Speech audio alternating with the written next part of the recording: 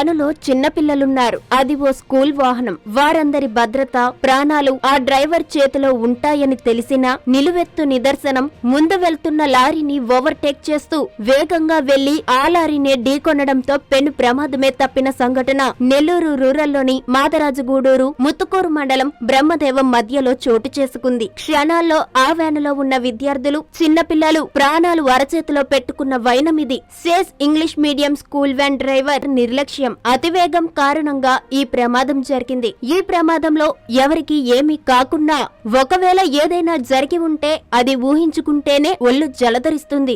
ఎందుకంటే ఆ వ్యానులో ఉన్నవారంతా చిన్నపిల్లలే. ప్రైవేట్ పాఠశాలలు, కళాశాలల బస్సులు, వ్యాను, ఇతర వాహనాల డ్రైవర్లు లైసెన్స్ కలిగి ఉన్నారా, ఆయా వాహనాలకు ఫిట్నెస్ ఉందా లేదా అని కూడా ఏ అధికారి గాని ఆయా విద్యా సంస్థల యజమానులు గాని పట్టించుకోవడం లేదు. సరికదా, పర్యవేక్షణ కూడా లేదు. అందుకే ఇటువంటి ప్రమాదాలు తరచూ జరుగుతున్నాయని అంతా ఆవేదన వ్యక్తం చేస్తున్నారు.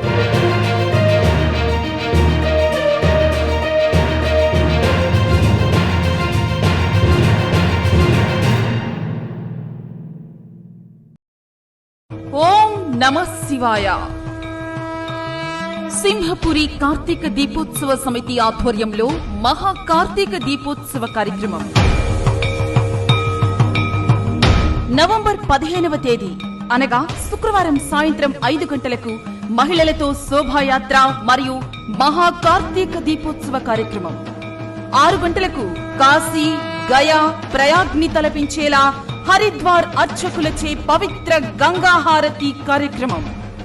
7 గంటలకు 108 తెప్పలతో పవిత్ర నెల్లూరు స్వర్ణాల చెరువులో శివాకృతి కార్యక్రమం. నవంబర్ 15వ తేదీ అనగా శుక్రవారం సాయంత్రం 5 గంటలకు శ్రీ ఇరుకళల పరమేశ్వరి అమ్మవారి పాదాల చెంత గణేష్ ఘాట్ వద్ద జరుగును. కావున భక్తులందరూ విచ్చేసి స్వామివారి కృపా కటాక్షాలకు పాత్రులు కావలసినదిగా కోరుతున్నాను.